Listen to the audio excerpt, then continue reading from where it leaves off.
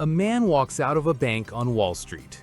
His coat is stuffed with $245,000 in paper money. He just took it. Nobody chases him. Nobody yells. Nobody even knows what to call what he just did. Because in March of 1831, bank robbery is not a word, not a law, not a concept. It has never happened before, not once, ever in the history of banks. His name is Edward Smith. He is not a genius. He is not a mastermind. He is just a guy who steals things. This morning, he walks into the Citibank of New York. It is a regular building, 3 floors of brick, a wooden door on the street. Inside, there is a counter room. Clerks sit behind the counter. They handle money all day. Behind the counter, there is another room, the notes room. This is where the bank keeps its paper money, not in a vault, not in a safe, in wooden drawers, in open wooden trays. The door to this room has a lock, a normal lock, the kind you could pick with a thin piece of metal or open with a copied key. Nobody is watching this door. Nobody is required to watch it. Edward Smith opens it. He takes the notes. He folds them. He puts them in his coat. He walks back through the counter room. He walks out the front door. The clerks see him. Maybe. They sit a few feet from that door, but they have no training for this. There's no manual that says, if a man goes into the notes room, stop him. There's no alarm button under the counter. There is no procedure. A clerk looks up. He sees a man walking toward the exit. His coat looks heavy.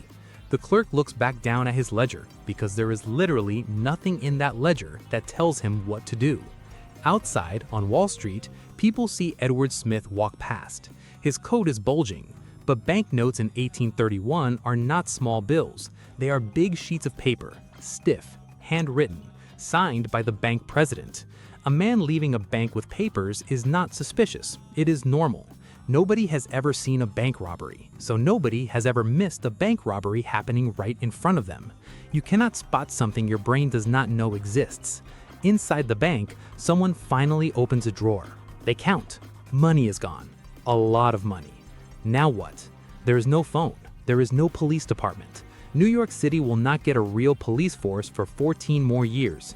There is no 911. There is no bank robbery hotline. There is no list of stolen note serial numbers. There is no system to warn other banks.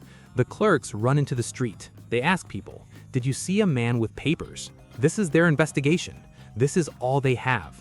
The newspapers pick up the story the next day, but they do not know what to call it either.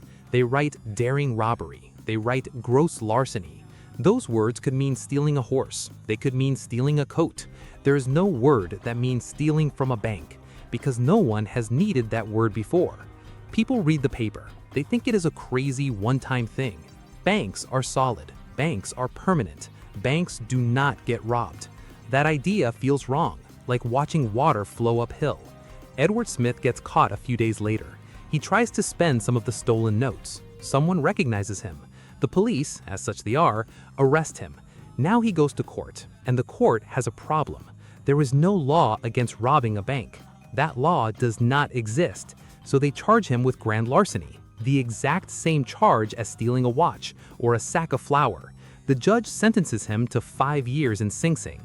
5 years for $245,000.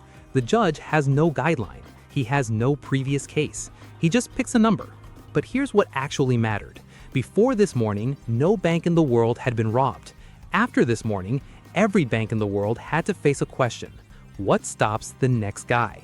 The answer, right now, is nothing. Banks start adding bigger locks. Some put iron bars on windows. A few hire night watchmen. But the money is still paper in a room. The room still has a door. The door still has a lock. A lock is still just a lock. It takes years, decades actually, and many more robberies before banks finally do something real. They build actual vaults with thick steel doors, with timers that won't open until morning, with locks that need 2 keys held by 2 different people. They put bulletproof glass between the teller and the customer. They put cameras on the ceiling. They put die packs in the cash drawer. They put silent alarms under the counter. None of this existed before. Every single piece of it was invented from scratch because a man walked through a door and proved it could be done.